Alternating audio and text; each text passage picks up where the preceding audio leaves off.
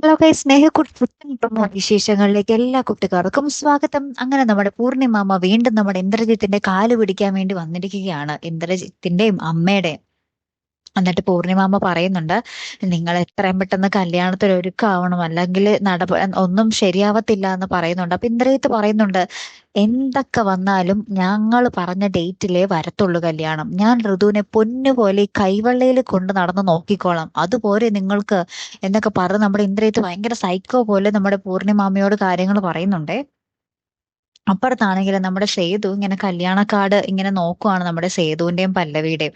അപ്പൊ ആ ഒരു കല്യാണവും ഏകദേശം മുടങ്ങുന്ന ഒരു അവസ്ഥയിലായി എല്ലാം.